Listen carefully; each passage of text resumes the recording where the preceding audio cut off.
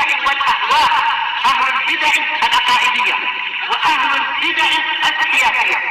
نقول بيننا وبينكم السلف، بيننا وبينكم الكتب، كان فيقول البدع بيننا وبينكم. Bismillahirrahmanirrahim. Qala al-Imam al-Bukhari rahimahullahu taala. Ya, hadis berapa? 43 ya. Ayo. Al-Babus Tsani was-Salasun. Itu udah habis ya. Yang di rekamannya itu ya, sudah habis. Malam lagi. Beberapa malam yang lalu kan sudah habis tuh ya. Bab yang ke-32, bab ahabbud dini ilallahi adwamuh. Agama yang paling Allah cintai adalah yang paling rutin, yaitu boleh terus menerus. Awas kita. Baik. Yang diinginkan oleh Imam Bukhari di dalam bab ini adalah ingin menjelaskan bahwasanya agama ini dibangun di atas amalan. Bantahan kepada orang-orang Murji'ah yang menjadikan iman itu tidak mengandungi amalan. Dari mana kita tahu? Karena ad-din dana yadinu itu adalah tazallala wa ato, yaitu menghinakan diri dan menaati. Makanya seperti Ibnu Battal mengatakan ad-din artinya adalah at-ta'ah, ketaatan. Sementara kita tahu isi ketaatan adalah menjalankan perintah dan menjauhi larangan. Dan telah kita lewati di awal-awal kitab ini, Kitabul Iman, di dalam Sahih Bukhari ini, bahwasanya ad-din, al-Islam, al-Iman itu maknanya adalah saling berdekatan. Baik, makanya di sini dijelaskan ada isyarat di dalam bab ini bahwasanya iman itu memang selalu berisi amalan, tak mungkin dipisahkan antara iman dan amalan. Tatkala iman itu berisi amalan, maka ada amalan yang banyak, ada yang sedikit, ada yang istiqomah, ada yang terputus-putus. Maka dijelaskan oleh Imam Bukhari di sini yang paling Allah cintai bukan banyak atau sedikitnya, tetapi yang selalu dilaksanakan walaupun sedikit. Dan hikmah yang lain dijelaskan oleh Al-Hafidz Ibnu Hajar rahimahullahu taala adalah, yaitu di sini Imam Bukhari ingin memperingatkan pada kita, walaupun iman itu berisi amalan dan iman itu cabang-cabang iman itu juga berisi amalan banyak sekali, 70 sekian cabang, tetapi jangan sampai dengan sebab itu kita berlebihan membebani diri. Agar iman kita kuat, maka kita beramal sebanyak-banyaknya melampaui kemampuan, akhirnya jadi letih, jadi sakit, jadi terputus dan seterusnya. Akhirnya jadi futur, terhenti dari amalan. Nah, ini bukan yang diinginkan oleh Allah. Yang Allah inginkan adalah setiap hari memang kita melaporkan amalan kita. Ada yang selalu kita naikkan ke langit istilahnya. Tidak kosong, walaupun sedikit, tapi rutin. Boleh istiqomah. Baik.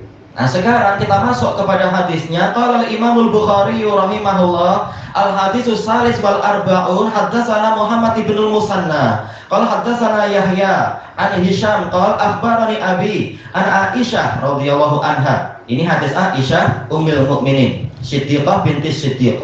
Anna Nabiyya sallallahu alaihi wasallam dakhala 'alaiha wa indaha imra'ah. Bahwasanya pernah Nabi Shallallahu Alaihi Wasallam masuk menemuinya, mungkin pulang dari masjid atau apa, dalam keadaan di dekat Aisyah ada seorang wanita. Qal man hadhi? Rasulullah bertanya, siapa ini? Qalat fulanah. Lalu Aisyah menjawab, fulanah.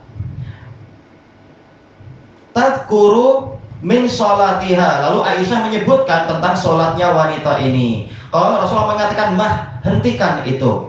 Alaikum bima tutiqun. Kalian wajib beramal sesuai dengan yang kalian mampu, yaitu hendaknya kalian beramal sesuai kemampuan kalian.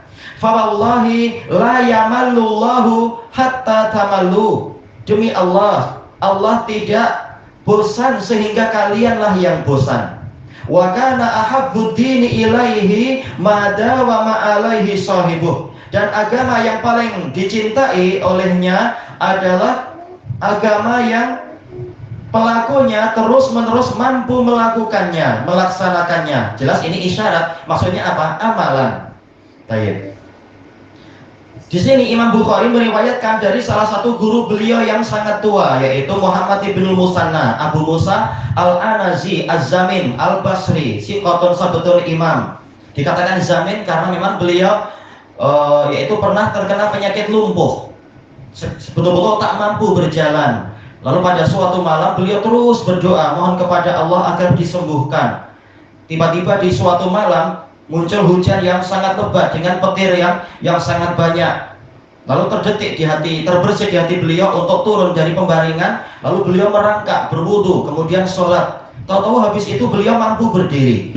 Dan setelah itu tak pernah lagi nampak beliau itu memiliki zumnah, yaitu kelumpuhan, betul-betul sembuh. Dan ini juga disebutkan oleh Syekhuna Abdul Raqib Al-Lifi di dalam kitab beliau Karamatul Auliya, sanadnya sahih, dijuluki sebagai Az-Zamin. Nah, murid yang lama tahu itu, murid yang baru, murid-murid yang junior mengatakan tak pernah kami lihat beliau itu lumpuh, kenapa julukannya Zamin? Nah, murid yang lama tahu cerita itu. Beliau memang sudah sembuh. Nah, ini Muhammad ibnul Musanna, dan beliau adalah guru Imam Muslim juga. Sering digabungkan Muhammad ibnul Musanna dengan yang satunya lagi itu Muhammad ibnul Bashar. Kalau haddatsana Yahya guru dari Muhammad ibnul Musanna adalah Yahya bin Sa'id al-Qattan Abu Sa'id, imam, siqah, Syekhul Islam, Amirul Mukminin, yang dikatakan kepada beliau lah puncak tertinggi penelitian hadis di Basrah di zaman itu, dan beliau belajar ke Syu'bah selama 20 tahun. Ini Yahya bin Sa'id al-Qattan, termasuk guru terbaiknya Imam Bukhari, guru terbaiknya Imam Ahmad. Baik. Dan biografi beliau banyak dan bagus sekali. Beliau bajunya sederhana, sampai orang-orang mengatakan kalau beliau diam, orang menyangka beliau ini sekedar bapak tua biasa saja. Tapi begitu beliau bicara, semua fuqaha langsung terdiam, semuanya mengambil ilmu dari beliau. Jadi bukan hanya ahli hadis dan ilal, beliau juga ahli fikih. Yahya bin Sa'id al-Qattan. Kenapa dia? Nah itu Yahya bin Sa'id al-Qattan Abu Sa'id al-Basri. Iya, ini Yahya. Dijuluki Ahwal karena beliau pincang. Jadi ada aja ulama itu cabaran-cabaran yang sakit ini, sakit itu. Tapi dengan ilmu mereka Allah angkat derajat mereka. An Hisham meriwayatkan dari ayahnya dari Aisyah. Beliau ini adalah Hisham bin Urwah ibni Zubair, Syekhul Islam fil hadis. Beliau adalah kunyah, ada dua kunyah, tapi yang ma'ruf adalah Abu Abdillah, yang terkenal, yang senang dihafal adalah Abu Abdillah. Hisham bin Urwah Al-Basri, siqah, kasirul hadis. Menjelang wafatnya beliau hafalannya berubah, tapi tidak membahayakan, karena sama sekali murid-murid yang paling akhir itu tidak mendapatkan hafalan beliau berubah. Jadi selamat. Qal akhbarani abi, yaitu ayah beliau adalah Urwah ibnu Zubair. Ma'ruf, beliau juga Abu Abdillah, salah satu dari fuqaha Madinah Sab'ah. Baik, kasirul hadis. An Aisyah radhiyallahu anha, ma'ruf Ummu Abdillah Siddiqah binti Siddiq, yang dijuluki sebagai afqahun nisa alal itlaq, wanita yang paling faqih secara mutlak di umat ini, termasuk yang paling banyak meriwayatkan hadis. Ini Hisham itu Madani. Demikian pula ayahnya yaitu Urwah Madani. Urwah ibnu Zubair bin Awam, beliau Quraisy. Kalau ini dohirnya adalah Ajam. Wallahu alam, perlu dilihat pertalian darahnya gimana beliau. Muhammad ibnu Musanna dengan Yahya bin Sa'id al-Qattan sama-sama Basri. Yang ke atas semuanya adalah Madani, dari Quraisy semua. Aisyah jelas Quraisyah. Mungkin dari sisi tempatnya adalah beliau adalah yaitu, tapi tak beliau Arabi, karena apa? Walaupun tinggalnya adalah di Basrah, tapi beliau dari Bani Anazah Al-Anazi. Nah, ini adalah yaitu apa? Arab. Dari Anazah, Bani Anazah Al-Anazi. Nah, ini yang perlu lihat bagaimana keluarga beliau. Masalah tinggalnya di Basrah, mungkin ini, mungkin itu. Tayyib. Anna Nabiyya sallallahu alaihi wasallam dakhala 'alaiha wa indaha imra'ah. bahwasanya Nabi SAW pernah masuk menemui Aisyah dalam keadaan di rumahnya ada seorang wanita. Ini menunjukkan boleh seorang istri tatkala suaminya sedang pergi, dia boleh memasukkan tamu seorang wanita asalkan dia tahu suaminya tidak melarang. Baik, dilihat dari apa? Ini dikatakan idnun urfi. Izin dilihat dari tradisi, kenal suaminya insya Allah seperti ini tak masalah. Nah, yang seperti itu boleh. Adapun kalau suaminya sudah berpesan untuk hari ini jangan ada seorang pun masuk. Kalau ada yang memang ingin masuk, saya ditelepon atau saya di call atau apa, berarti ya jangan. Kemudian Rasulullah bertanya, man hadith? Siapa ini? Ini menunjukkan Rasulullah SAW tidak tahu perkara gaib. Tidak seperti para kiai atau siapa itu yang mengklaim, oh, Anda namanya Fulan kan, ibu Anda Fulana, Anda datang sakit ini kan, oh hebat sekali dia. Padahal ternyata jin dengan jin kerjasama, antar korin cerita. Bukan. Ini semua adalah tak betul. Rasulullah walaupun beliau Nabi, beliau sendiri tak tahu. Beliau tanya siapa ini. Qalat Fulanah tuh tak boleh ditanwin karena ini adalah muannas. Dia adalah alamiah ma'at ta'nis dan dia adalah mamnu' minas shorf sebagaimana dijelaskan oleh Al-Hafidz Ibnu Hajar. Tak boleh fulanatun tapi fulanatu. Dalam riwayat yang lain diriwayatkan oleh Imam Muslim dan juga Imam Ahmad, Fulanah bintu Fulan. Dalam riwayat Muslim disebutkan imra'atun min Bani Asad, wanita dari Bani Asad. Disebutkan dalam riwayat Muslim juga. Karena hadis ini datang dari riwayat yang lain juga. Imam Muslim meriwayatkan dari jalur beliau sampai ke siapa ini? Urwah dari Aisyah, bukan dari Hisham, tapi dari sanad yang lain telah terang-terangan menyebutkan wanita ini namanya adalah Al-Haula bintu Tuwaid. Al-Haula bintu Tuwaid. Baik. Al-Asadiyah. Nah, inilah wanita yang terkenal. Sebagaimana disebutkan dalam riwayat Imam Ahmad dengan sanad yang sahih, wanita ini terkenal sebagai ahli ibadah. Baik, ini semangatnya para sahabiat untuk ibadah. Cuma Rasulullah SAW dengan rahmatnya memberikan bimbingan untuk jangan terlalu memaksakan diri sendiri. Wa tadhkuru min sholatiha. Aisyah menyebutkan sebagian dari sholatnya. Dalam riwayat Muslim dikatakan hadhil mar'ah la tanam tusalli, yaitu dia tidak tidur. Dalam riwayat yang lain tusalli al-lail, yaitu sepanjang malam dia sholat. Hebat sekali. Baik. Lalu Rasulullah mengatakan mah, yaitu hentikan. Mah ini isim fi'il amr bermakna inkafif, yaitu hentikan itu. Ada kemungkinan hentikan apa? Dijelaskan oleh Al-Hafidz Ibnu Rajab Al-Hambali di dalam Fathul Bari beliau.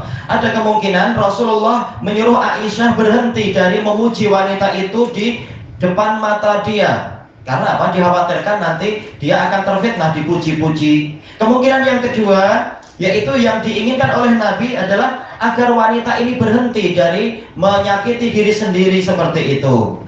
Dan kemungkinan ini yang paling besar dan itu yang dipilih oleh jumhur para pensyarah. Jadi yang disuruh berhenti bukan Aisyahnya tetapi wanita itu. Buktinya apa? Lafaz setelahnya, alaikum bima tutiqun. Hendaknya kalian beramal sesuai dengan yang kalian mampu. Tutiqun sebenarnya mampu tidak dalam satu hari kita sholat 200 rakaat, mungkin mampu. Atau puasa dalam satu bulan, untuk bulan ini bukan bulan yang lain-lain, dan untuk bulan ini sengaja kita 7 hari puasa, mungkin mampu. Tetapi jelas bukan itu yang dimaksudkan oleh Rasulullah dalam pembahasan ini. Makanya dijelaskan oleh Al-Karmani di dalam kitab beliau Ad-Darari, maksudnya adalah alaikum bima tutiquna mudawamatuh, yaitu yang kalian mampu untuk kalian lakukan secara terus-menerus. Yang kalian mampu, mungkin setiap orang mampu dalam satu malam, tapi satu malam saja sholat 200 rakaat memaksakan diri, tapi besoknya sudah perlu diurut.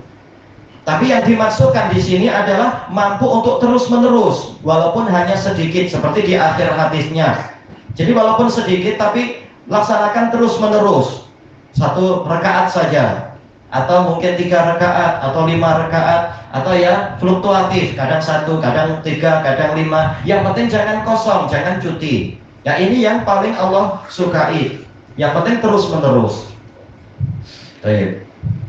Fawallahi, kemudian dari hadis ini dalil mantuknya, yaitu dalil yang dari lafadznya menunjukkan perintah untuk beribadah sesuai kemampuan. Berarti dalil mafhumnya kebalikannya, larangan dari beribadah melampaui kemampuan, sebagaimana dijelaskan oleh Ibnu Rajab Al-Hambali di dalam Fathul Bari beliau. Tatkala perintahnya adalah beribadah sesuai kemampuan, berarti sebaliknya. Apa itu? Dilarang beribadah melampaui kemampuan, karena badan kita juga punya hak untuk direhatkan, jiwa kita juga punya hak untuk diberi kesegaran dan seterusnya. Nah, dari hadis ini dijelaskan oleh Al-Hafidz Ibnu Hajar dalam Fathul Bari bahwasanya agama ini memerintahkan untuk al-iqtisad, yaitu pertengahan saja, tidak bermalas-malasan tapi juga tidak berlebihan sehingga menyiksa badan. Kita bukan agama, mungkin agama apa itu, Buddha atau apa yang dibangun, kata Syekhul Islam Ibnu Taimiyah, ibadah agama Buddha itu dibangun di atas ta'dzib, yaitu penyiksaan diri. Yang mana dari situlah orang-orang sufi mengambilnya, riyadhah sampai menyiksa diri, memaksakan diri, dan dijelaskan panjang lebar oleh Al-Hafidz Ibnu Al-Jauzi di dalam Talbisu Iblis. Menyiksa diri sendiri, akhirnya memang timbul kesaktian, akhirnya malah terpesongkan. Kenapa? Nah, macam itu ya. Menyiksa diri, merusak badan dan seterusnya, berpuasa berlebihan, memang dia boleh jadi sakti, tapi itu dari syaitan, tertipu. Agama ini tidak seperti itu. Baik. Fawallahi, maka demi Allah, di sini jawazul halif qabla an yustahlaf li ta'kidil kalam, sebagaimana dijelaskan oleh Ibnu Hajar dalam Fathul Bari, yaitu bolehnya bersumpah walaupun tidak dimintai sumpah. Tujuannya apa? Untuk menguatkan pembicaraan. Rasulullah walaupun tidak bersumpah, beliau jujur dan beliau pasti benar, tapi beliau sampai bersumpah agar kita tahu perkaranya ini bukan perkara sembarangan. Ini adalah perkara yang besar. Apa itu? La yamallullahu hatta tamallu. Allah tidak bosan sehingga kalianlah yang bosan. Dalam riwayat Muslim, la yas'amullahu hatta tas'amu. Allah tidak jemu sehingga kalianlah yang jemu. Jemu dari apa? Dari amalan. Maknanya apa? Allah tidak bosan menerima amalan kalian dan memberikan pahala kepada kalian atas amalan tadi sehingga kalian yang bosan sendiri. Banyak pensyarah yang mengikuti ilmu kalam lalu mengatakan sifat bosan tak layak untuk Allah. Kita katakan apa yang ditetapkan oleh Allah dan Rasulnya kita ikuti tanpa kita menyerupakan sifat tadi ada seperti yang ada pada makhluk. Sebagaimana sifat yang Allah sebutkan dalam Quran, yaitu apa? Yukhadi'unallaha wa huwa khadi'uhum. Orang-orang munafik ingin menipu Allah. Allah lah yang membalas tipuan mereka. Jelas tipuan itu buruk, suka menipu itu buruk. Tetapi apabila itu diterapkan sebagai balasan terhadap orang yang suka menipu, ini adalah keadilan, dan keadilan itu adalah sifat terpuji. Tidaklah penipuan yang Allah lakukan itu seperti penipuan yang dilakukan oleh makhluk. Sebagaimana firman Allah Ta'ala, kadzalika kidna li Yusuf. Seperti itulah kami membuat tipu daya untuk Yusuf. Tujuannya apa? Menolong orang yang terzalimi. Jadi tipu daya ini hukum asalnya nampak buruk, tetapi yang ada pada Allah itu adalah yang polanya adalah pola sempurna, menimpakan tipu daya pada orang yang layak mendapatkannya. Sebagaimana masalah istihza, yaitu mengolok-olok. Allah membalas olok-olokan orang munafikun. Tidak seperti cara mengolok-olok dalam pikiran kita. Yang ada pada Allah tidak seperti yang ada pada makhluk. Selesai. Seluruh sifat seperti itu polanya. Sebagaimana ini ditegaskan oleh para pensyarah dari kalangan Ahlus Sunnah seperti Al-Hafidz Ibnu Rajab Al-Hambali, juga Imam Ibnu Baz di dalam syarah-syarah mereka terhadap Sahih Bukhari. Demikian pula dijelaskan oleh Imam Ibnu Utsaimin dalam Syarah Riyadhus Shalihin. Yang namanya malal, kebosanan, yaitu letihnya jiwa terhadap suatu amalan yang dilakukan terus-menerus. Nah, sementara Allah tidak akan pernah mengalami keletihan. Berarti pola kebosanan Allah tidak seperti pola kebosanan yang ada pada makhluk. Tapi tatkala Nabi menyebutkan itu, menunjukkan bahwasanya Allah punya sifat bosan, tetapi tidak seperti bosannya makhluk. Sebagaimana Allah punya sifat murka, tapi tidak seperti murkanya makhluk. Allah punya sifat rahmat, tapi tidak seperti rahmatnya makhluk. Sebagaimana Allah punya sifat ilmu, tapi tidak seperti ilmunya makhluk. Baik. Pembicaraan terhadap sifat itu cabang dari pembicaraan terhadap zat. Sebagaimana zat Allah tidak sama dengan zat makhluk, maka demikian pula sifat Allah tidak sama dengan sifat makhluk. Sebagaimana dijelaskan oleh Al-Khatib Al-Baghdadi rahimahullah, dan beliau ulama besar Syafi'iyah. Baik. Kemudian inti di sini, inti pembahasannya apa? Yaitu al-jaza' min jinsil amal, balasan sesuai dengan jenis amalan. Barang siapa rajin beribadah, Allah akan rajin menerima amalan dia dan memberikan pahala pada dia. Bahkan Allah tak pernah bosan menerima amalan.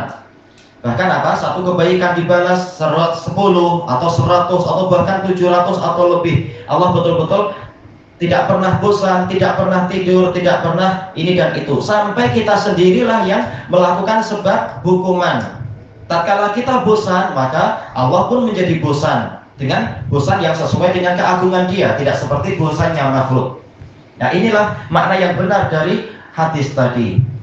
Wa kana ahabbud dini ilaihi. Nah, sekarang masalahnya ilaihi ini kembali ke Nabi atau kembali ke Allah. Imam Bukhari di dalam tajuk babnya mengisyaratkan di sini kembali kepada Allah.